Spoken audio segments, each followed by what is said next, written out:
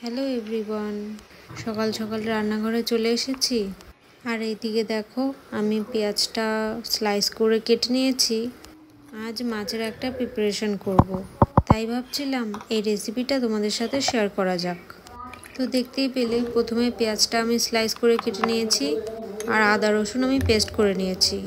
আর এখন একটা বোলে জল নিয়ে নিয়েছি, তাতে এক ছিপি ভিনিগার দিয়ে দিয়েছি, আর আদা রসুনের পেস্ট দিয়ে মাছগুলো ভিজিয়ে রাখবো কিছুক্ষণ।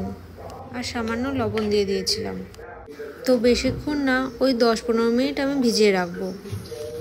আর এই যে প্যানে আমি তেল দিয়ে দিয়েছি, সাদা তেল দিয়েছি।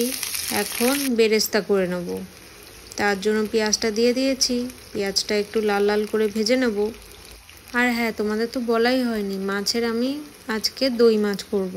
তো আমি কিভাবে দই মাছটা করি তো তোমরা দেখে নাও। আর এদিকে বেরেস্তা করা হয়ে গিয়েছে, এবার একটা বাটিতে আমি তুলে রাখবো। আর তারপর আমি মাছগুলো ভেজে নেব।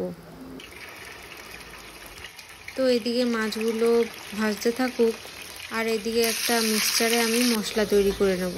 প্রথমে বেরেস্তা দিয়ে দিচ্ছি, আর টক দই দিয়ে দেবো, আর এরপর দিয়ে দেবো টমেটো। তো সব কিছু ভালো মতো আমি মিক্সচারে বেটে নেব।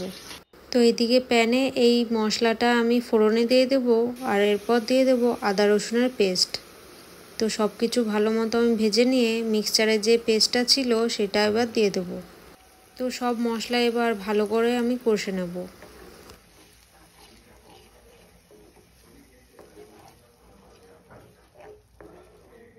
তো এরপর একে একে গুঁড়ো মশলা দিয়ে দেবো। তো প্রথমে দিচ্ছি লঙ্কার গুঁড়ো, আর স্বাদ মতো লবণ, আর একটু চিনি। তো সব কিছু দিয়ে মশলাটা ভালো মতো কষে নেব। তো মশলাটা দেখো ভালো মতো কষে নিয়েছি, আর মশলার থেকে তেলও ছেড়ে দিয়েছে। এরপর পরিমাণ মতো জল দিয়ে দেবো। তো জল দিয়ে মশলাটা একটু ফুটে যাবে, তারপর দিয়ে দেবো ভেজে রাখা মাছগুলো।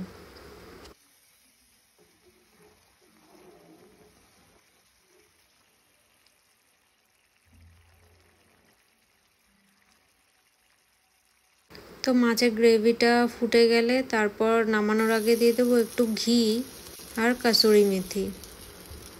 তো এই যে দেখো, মাছটা আমার হয়ে গিয়েছে। এবার সার্ভ করে নেব, চলো।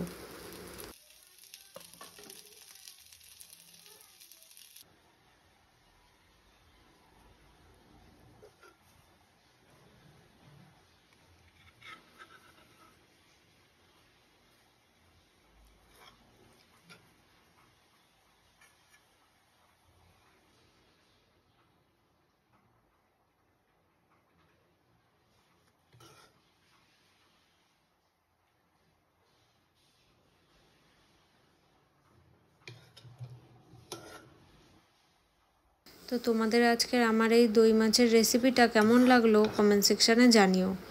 তাহলে আজকের মতো এই পর্যন্তই, টাটা।